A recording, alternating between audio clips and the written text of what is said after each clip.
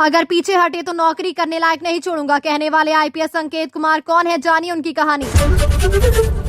2000 लोगों की भीड़ थी, हाथ में लाठी डंडे थे, अचानक हमला किया, लात मारी, डंडे मारे, उपद्रवियों के शिकार हुए इंस्पेक्टर की जुबानी पूरी कहानी। छात्र आंदोलन को मिला बॉलीवुड का समर्थन, सलमान खान से लेकर शबाना आजमी और दिलजीत दोसांझ तक कई सितारे आए साथ। मुजफ्फरपुर में पेपर लीक और छात्रों पर लाठीचार्ज के विरोध में प्रदर्शन, शिक्षा मंत्री के इस्तीफे की मांग। नीट पर बवाल, पटना के बाजारों का बुरा हाल, जाम और प्रोटेस्ट से 2 दिन में व्यापारियों को 15 करोड़ का झटका। भाई साहब, टीयर गैस की व्यवस्था नहीं है, प्रदर्शन में छात्र की फरमाइश सुन पटना पुलिस भी हैरान, video viral. Fast track court से न्याय मिलना इतना आसान नहीं, जानी प्रधानमंत्री के ऐलान के बावजूद कितनी है मुश्किलें। राहुल गांधी का गांधी स्मृति की ओर मार्च, साथ में विपक्ष के कई नेता। झारखंड नीट पेपर लीक मामले पर कांग्रेस बीजेपी कार्यकर्ता आमने सामने, अंडे टमाटर फेंके गए। पाकिस्तान और बांग्लादेश समेत दक्षिण एशिया का मीडिया जंतर मंतर पर हो रहे प्रदर्शनों पर क्या बोल रहा है। लाठीचार्ज और आंसू गैस के बीच रील्स और मीम की भरमार, युवाओं के विरोध का नया अंदाज। देहरादून ऋषिकेश 6 लेन प्रोजेक्ट, सीएम धामी ने पेड़ कटान रोका, फिर भी क्यों जारी है 7 मोड़ आंदोलन। कॉकरोच जनता पार्टी का प्रोटेस्ट, अन्ना आंदोलन से कितना अलग। महिलाओं से बदसलूकी के आरोप, सादी वर्दी वाले करते लाठीचार्ज, सीजेपी प्रदर्शन में पुलिस कार्रवाई पर उठते सवाल। पटना में अचानक से छात्रों ने कैसे कर दिया इतना बड़ा आंदोलन, क्या सरकार को अंदाजा नहीं था। विस्तारित खबर सुनने से पहले हमारी एक छोटी सी गुजारिश है कि इस चैनल को सब्सक्राइब जरूर करें और आप ये वीडियो कहां से देख रहे हैं कमेंट में जरूर लिखें। तो चलिए शुरू करते हैं विस्तारित खबर। केंद्रीय शिक्षा मंत्री धर्मेंद्र प्रधान को लेकर जारी राजनीतिक विवाद के बीच उनके इस्तीफे की मांग लगातार तेज हो रही है। विपक्षी दलों और आंदोलन से जुड़े कई संगठनों का कहना है कि शिक्षा व्यवस्था और हालिया छात्र आंदोलन से जुड़े घटनाक्रमों की नैतिक जिम्मेदारी लेते हुए धर्मेंद्र प्रधान को इस्तीफा देना चाहिए। हालांकि केंद्र सरकार ने अब तक ऐसा कोई संकेत नहीं दिया है कि वो इस मांग को स्वीकार करने जा रही है। राजनीतिक विश्लेषकों का मानना है कि ये मामला केवल एक मंत्री के इस्तीफे तक सीमित नहीं है। धर्मेंद्र प्रधान सरकार के वरिष्ठ नेताओं में गिने जाते हैं और शिक्षा मंत्रालय से जुड़े कई बड़े फैसलों में उनकी महत्वपूर्ण भूमिका रही है।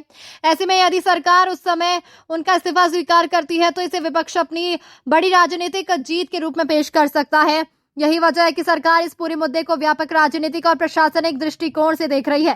दूसरी ओर आंदोलन से जुड़े नेताओं और विपक्ष का कहना है कि छात्रों के बीच बढ़ते असंतोष और शिक्षा व्यवस्था को लेकर उठ रहे सवालों के बीच जवाबदेही तय होना जरूरी है। उनका तर्क है कि केवल संसद में चर्चा या बयानबाजी से समस्या का समाधान नहीं होगा, बल्कि सरकार को ठोस कदम उठाने होंगे। इसी कारण संसद के भीतर और बाहर इस मुद्दे पर लगातार हंगामा देखने को मिल रहा है। इसी बीच सरकार का रुख साफ है कि वो छात्रों से जुड़े मुद्दों पर चर्चा और समाधान के लिए तैयार है, लेकिन केवल इस्तीफे को समाधान नहीं मानती। सरकार का मानना है कि शिक्षा व्यवस्था में सुधार और संस्थागत प्रक्रियाओं को मजबूत करना अधिक महत्वपूर्ण है। वहीं आंदोलनकारी संगठनों का कहना है कि उनकी मांगे पूरी होने तक उनका विरोध जारी रहेगा। फिलहाल इस पूरे घटनाक्रम पर देश भर की नजर बनी हुई है। एक तरफ सरकार अपने रुख पर कायम है तो दूसरी ओर विपक्ष और आंदोलनकारी संगठन लगातार दबाव बनाए हुए हैं। आने वाले दिनों में संसद के भीतर होने वाली चर्चा सरकार के अगले कदम और आंदोलन की दिशा इस पूरे विवाद की तस्वीर को और स्पष्ट कर सकती है। छात्र आंदोलन के दौरान पुलिस कार्रवाई को लेकर विवाद लगातार गहराता जा रहा है। कुछ महिला प्रदर्शनकारियों ने आरोप लगाया है कि प्रदर्शन के दौरान उनके साथ गंभीर बदसलूकी की गई और आवश्यकता से अधिक बल प्रयोग किया गया। प्रदर्शनकारियों का दावा है कि लाठीचार्ज के दौरान महिलाओं के साथ अभद्र व्यवहार हुआ और कुछ ने पुलिस पर शारीरिक उत्पीड़न के भी आरोप लगाए हैं। इन आरोपों के सामने आने के बाद मामला तेजी से चर्चा का विषय बन गया है। हालांकि इन आरोपों की आधिकारिक पुष्टि भी नहीं हुई है और मामले की जांच की प्रक्रिया जारी है। मामले की गंभीरता को देखते हुए हाईकोर्ट ने भी हस्तक्षेप किया है। अदालत ने याचिका पर सुनवाई करते हुए संबंधित अधिकारियों और सरकार से 4 सप्ताह के भीतर विस्तृत जवाब दाखिल करने को कहा है।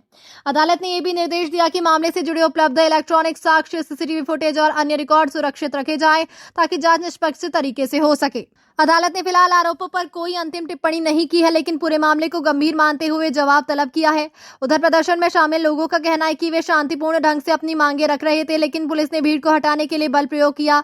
दूसरी ओर पुलिस और प्रशासन का पक्ष है कि की कानून व्यवस्था बनाए रखने और स्थिति को नियंत्रण में रखने के लिए आवश्यक कार्रवाई की गई। फिलहाल दोनों पक्षों के दावे सामने और पूरे घटनाक्रम की जांच तथा न्यायिक प्रक्रिया जारी है। इस घटना के बाद छात्र संगठनों, विपक्षी दलों और कई सामाजिक संगठनों ने निष्पक्ष जांच की मांग उठाई है। उनका कहना है कि यदि प्रदर्शन के दौरान किसी भी व्यक्ति, विशेषकर महिला प्रदर्शनकारियों के साथ अनुचित व्यवहार हुआ है तो जिम्मेदार लोगों के खिलाफ सख्त कार्रवाई होनी चाहिए। वहीं अब सभी की नजर हाई कोर्ट में होने वाली अगली सुनवाई और सरकार की ओर से दाखिल किए जाने वाले जवाब पर टिकी हुई है। रिया अहीर नाम की एक युवती इन दिनों सोशल मीडिया और राजनीतिक हलकों में चर्चा का विषय बनी हुई है। मुंबई में हुए एक विरोध प्रदर्शन के दौरान उनका एक वीडियो तेजी से वायरल हो रहा है, जिसमें वो पुलिस के वाहन के सामने खड़ी होकर केंद्रीय शिक्षा मंत्री धर्मेंद्र प्रधान से नैतिक जिम्मेदारी लेते हुए इस्तीफा देने की अपील करती दिखाई देती है। वीडियो में रिया अहीर कहती है कि यदि छात्रों के मुद्दों पर सरकार गंभीर है तो जिम्मेदारी तय होनी चाहिए और मंत्री को अपना पद छोड़ देना चाहिए। उनका ये बयान सोशल मीडिया पर तेजी से वायरल हुआ और इस पर लोगों की अलग अलग प्रतिक्रियाएं सामने आई है। रिपोर्टों के अनुसार रिया अहीर छात्र मुद्दों और सामाजिक विषयों पर सक्रिय रूप से अपनी राय रखती रही है और विरोध प्रदर्शन के दौरान उन्होंने पुलिस के सामने शांतिपूर्ण तरीके से अपनी बात रखने की कोशिश की। वायरल वीडियो में उनके द्वारा कही गई बातें कई लोगों के बीच चर्चा का विषय बनी। कुछ लोगों ने उनके साहस की सराहना की और इसे लोकतांत्रिक विरोध का हिस्सा बताया, जबकि अन्य लोगों ने उनके विरोध के तरीके पर सवाल भी उठाए। सोशल मीडिया पर इस घटना को लेकर पक्ष और विपक्ष दोनों तरह की प्रतिक्रियाएं देखने को मिली। इस पूरे घटनाक्रम के बीच धर्मेंद्र प्रधान के इस्तीफे की मांग को लेकर राजनीतिक बहस भी तेज हो गई है। विपक्ष लगातार सरकार पर दबाव बना रहा है, जबकि सरकार का कहना है कि वो छात्रों से जुड़े मुद्दों पर चर्चा के लिए तैयार है और केवल इस्तीफे को समाधान नहीं मानती। ऐसे में रिया अहीर का वायरल वीडियो भी इस बड़े राजनीतिक विवाद का हिस्सा बन गया और विभिन्न राजनीतिक दल इसे अपने अपने नजरिए से देख रहे हैं। फिलहाल इस मामले में रिया अहीर के बयान और वायरल वीडियो को लेकर चर्चा जारी है। वहीं सरकार, विपक्ष और छात्र संगठनों के बीच ये मुद्दा अभी भी राजनीतिक बहस का केंद्र बना हुआ है। आने वाले दिनों में इस पूरे विवाद पर सरकार और विपक्ष की अगली रणनीति क्या होगी, इस पर सभी की नजर बनी हुई है। सरकार ने संसद में स्पष्ट कर दिया कि देश में बिना एथेनॉल मिश्रण वाला पेट्रोल यानी एथेनॉल फ्री पेट्रोल दोबारा उपलब्ध कराने का फिलहाल कोई प्रस्ताव नहीं है। राज्यसभा में एक लिखित जवाब में पेट्रोलियम एवं प्राकृतिक गैस राज्य मंत्री ने कहा कि सरकार की एथेनॉल मिश्रण नीति पहले की तरह जारी रहेगी और वर्तमान में 20% एथेनॉल मिश्रित पेट्रोल यानी E20 की मानक ईंधन बना रहेगा। साथ ही भी स्पष्ट किया गया कि भविष्य में एथेनॉल की मात्रा 20% से अधिक बढ़ाने का अभी कोई फैसला नहीं लिया गया है। ऐसा कोई भी निर्णय वैज्ञानिक अध्ययन, तकनीकी परीक्षण और सभी संबंधित पक्षों से चर्चा के बाद ही लिया जाएगा। सरकार ने यह भी कहा कि देश भर में करोड़ों दोपहिया और पेट्रोल कारें पिछले कुछ समय से E20 ईंधन का उपयोग कर रही है और अब तक बड़े पैमाने पर इंजन खराब होने या ईंधन प्रणाली को नुकसान पहुंचने के प्रमाणित मामले सामने नहीं आए हैं। सरकार के अनुसार E20 को लागू करने से पहले व्यापक वैज्ञानिक परीक्षण किए गए थे, जिनमें इंजन की क्षमता, उत्सर्जन, ईंधन दक्षता और विभिन्न प्रकार के वाहनों पर इसके प्रभाव का अध्ययन शामिल था। सरकार का दावा है कि पुराने E10 वाहनों में ईंधन दक्षता पर कुछ सीमित असर हो सकता है, लेकिन व्यापक स्तर पर नुकसान के प्रमाण नहीं मिले हैं। हालांकि एथेनॉल मिश्रित पेट्रोल को लेकर वाहन मालिकों और कुछ विशेषज्ञों की चिंताएं लगातार सामने आती रही हैं।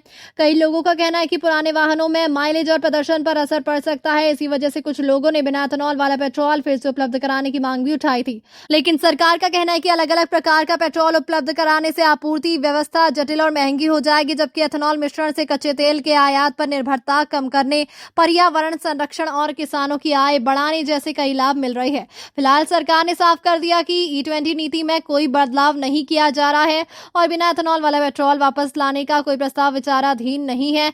आने वाले समय में यदि एथेनॉल मिश्रण को लेकर कोई नई नीति बनाई जाती है तो उससे पहले वैज्ञानिक परीक्षण, तकनीकी मूल्यांकन और सभी हितधारकों से विस्तृत चर्चा की जाएगी। लोक गायिका नेहा सिंह राठौर एक बार फिर अपने नए गीत को लेकर चर्चा में है। इस बार उन्होंने छात्र आंदोलन और केंद्रीय शिक्षा मंत्री धर्मेंद्र प्रधान को लेकर एक नया गीत जारी किया है, जो सोशल मीडिया पर तेजी से वायरल हो रहा है। गीत में नेहा सिंह राठौर छात्र आंदोलन के दौरान हुई घटनाओं का जिक्र करती है और धर्मेंद्र प्रधान से जवाब मांगते हुए इस्तीफे की मांग करने वालों की आवाज को भी अपने अंदाज में प्रस्तुत करती है। ये गीत सामने आने के बाद सोशल मीडिया पर इसको लेकर तेज बहस छिड़ गई है। कुछ लोग उनके गीत का समर्थन कर रहे हैं, जबकि कुछ लोग उनकी आलोचना भी कर रहे हैं। नेहा सिंह राठौर अपने लोकगीतों और समसामयिक राजनीतिक मुद्दों पर व्यंग्यात्मक गीतों के लिए पहले से ही जानी जाती है। इस नए गीत में भी उन्होंने छात्र आंदोलन, पुलिस कार्रवाई और सरकार की भूमिका पर सवाल उठाए हैं।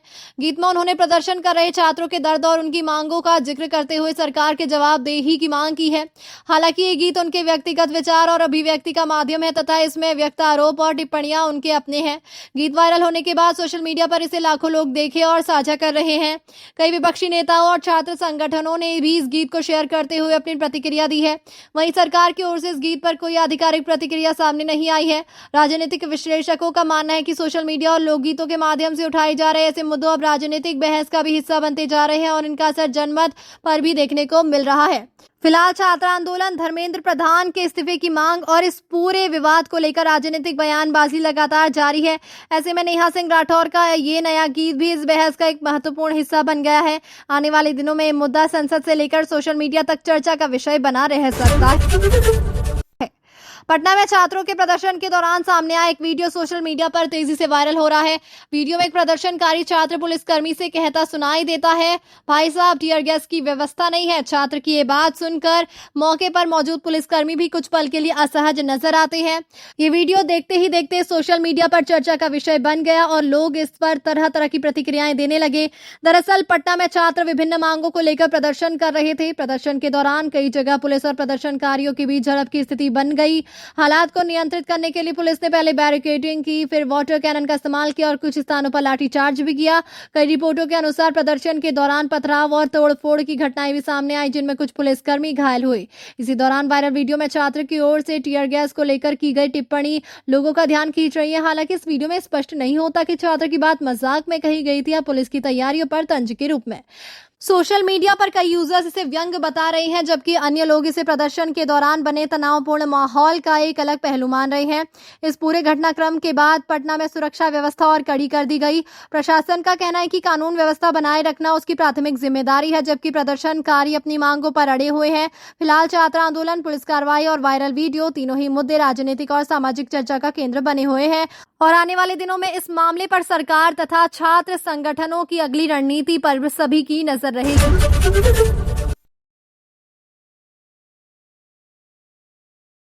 लोकसभा में जारी गतिरोध और छात्र आंदोलन के मुद्दे के बीच कांग्रेस नेता राहुल गांधी ने विपक्षी इंडिया गठबंधन के कई नेताओं के साथ गांधी स्मृति की ओर मार्च किया। इस मार्च का उद्देश्य छात्र आंदोलन के प्रति एकजुटता जताना और सरकार पर छात्रों की मांगों पर गंभीरता से विचार करने का दबाव बनाना था।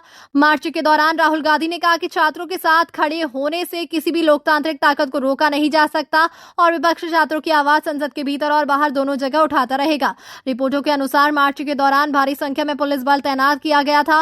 विपक्षी नेताओं का आरोप है कि उन्हें निर्धारित मार्ग पर आगे बढ़ने से रोका गया। इसके बावजूद राहुल गांधी और इंडिया गठबंधन के नेता गांधी स्मृति पहुंचे, जहां उन्होंने छात्रों के समर्थन में अपना संदेश दोहराया।